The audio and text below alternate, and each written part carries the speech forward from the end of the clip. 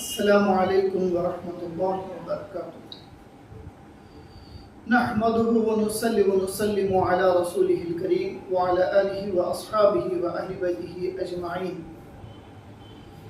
محترم حضرات، غسل میں چند چیزوں میں احتیاط ضروری ہے، وہ یہ ہیں: غسل میں کلی کرنا فرض ہے، ناک میں پانی چڑھانا فرض ہے۔ کلی کرتے وقت احتیاط یہ کریں، منہ بھر کے پانی لیں، پورے منہ میں گھمائیں اور زبان کی جڑ یعنی ابتدائی حلق تک پہنچائیں۔ اس کا آسان طریقہ یہ ہے، آپ غرارہ کر لیں۔ 1 مرتبہ ایسا کلی کرنا فرض ہے، 3 مرتبہ سنت ہے۔ اور اگر کوئی چیز دانتوں میں اٹکی ہوئی ہے، مثلا پان، گٹکا، چپیاری، گوشت، کوئی بھی چیز بغیر کسی تکلیف کے، بغیر کسی زخم کے آسانی سے نکل سکتی ہے تو اس کا نکالنا ضروری ہے۔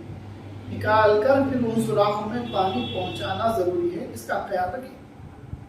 نہیں کوئی چیز دانتوں میں اٹکی ہوئی ہے لیکن ویسا ہی کلی کر لیے تو غسل نہیں ہوگا، اس بات کا خاص خیال رکھیں۔ ناک میں پانی چڑھانا بھی غسل میں فرض ہے۔ کہاں تک؟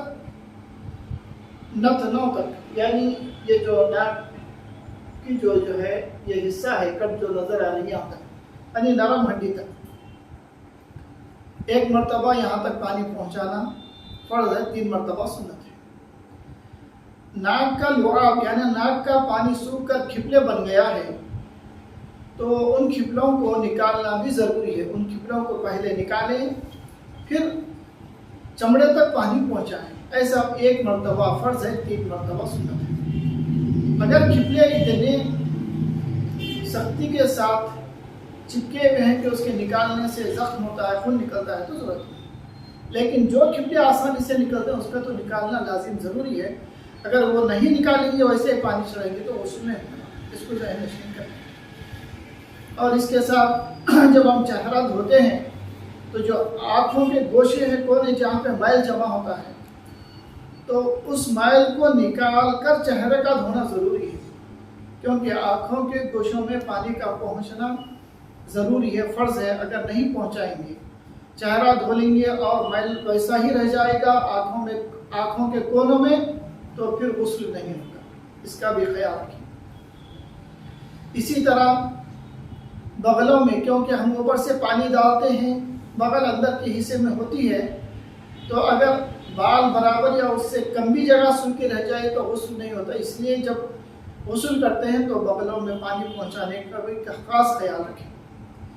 اسی طرح ناف کا سوراخ ہے جو پیٹ کے درمیان، جس کو بمبی کہتے ہیں، بمبی میں جہاں تک سوراخ ہے وہاں تک پانی پہنچانا ضروری ہے، اس بات کا خیال رکھیں، کیونکہ بمبی بند ہوتی ہے تو اس طرف اگر خیال نہیں کریں گے، اگر بمبی کے پورے سوراخ تک اندر تک پانی نہیں پہنچے گا، غسل نہیں ہوگا، اس کا خیال رکھیں۔ کیونکہ پیٹ ہے، پیٹ کا چمڑا ملا ہوا ہوتا ہے، بمبی بند ہوتی ہے۔ بہت سارے لوگ اس کا خیال نہیں کرتے کہ ناف کے سوراخ جہاں تک ہے وہاں تک پانی پہنچانا اور وہاں اس کا میل نکالنا ضروری ہے، تو اس بات کا خاص خیال رکھیں۔ اسی طرح ہاتھ کے انگوٹھیاں ہوں یا پیر کے انگوٹھیاں، اس کو حرکت دے کر اس کے نیچے جسم تک پانی پہنچنا فرض ہے۔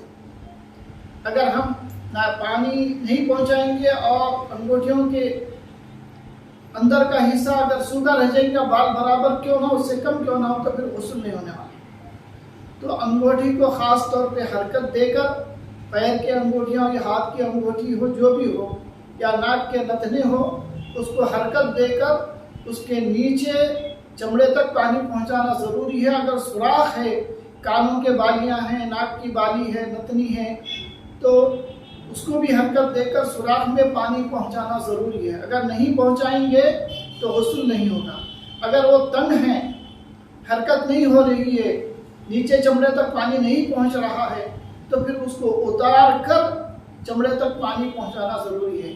اگر کان میں سوراخ ہے بالی کا، ناک میں سوراخ ہے، تو وہ سوراخ میں بھی پانی پہنچانا ضروری ہے، اس بات کا بھی خاص خیال رکھیں۔